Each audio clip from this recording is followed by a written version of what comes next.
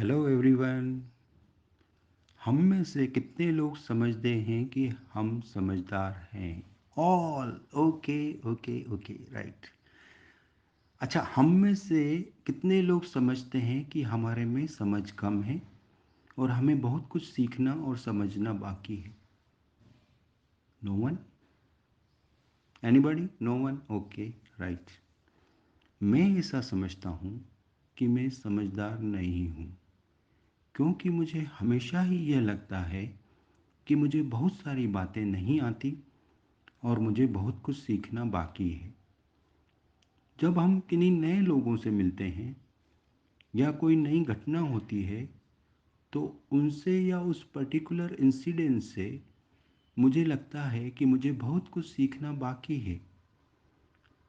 लेकिन कई लोग आपके जीवन में ऐसे भी आते हैं जो ऐसा समझते हैं कि वह बहुत समझदार हैं और उन्हें कुछ सीखने की ज़रूरत ही नहीं है। और इस वजह से उनके जीवन में जो परेशानियां आती है, उन सब का दोष वह भाग्य को देते हैं और कहते हैं कि उनका तो भाग्य ही खराब है। उनकी आंखों के सामने कोई बात होती है जो उन्हें आंखों से देखनी चाहिए, लेकिन वह आंखों से न देखते हुए उन्हें अपनी समझ के हिसाब से देखते हैं। उनको कोई बात जो कानों से सुनना होती है, लेकिन कानों से सुनने के बजाय वह अपनी समझ के हिसाब से सुनते हैं।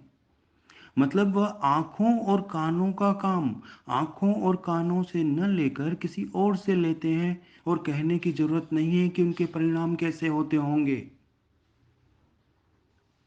और समझ कोई ऐसी भी बात नहीं है कि मैं कहूँ कि मैं तो अब 55 साल का हो गया हूँ, तो मैं समझदार हो गया हूँ और मुझे कुछ सीखने की ज़रूरत ही नहीं है।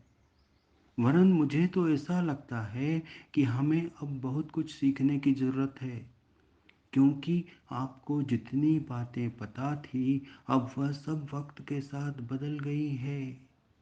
इसीलिए अपने आप को अपडेट करना और करते रहना ज़रूरी है।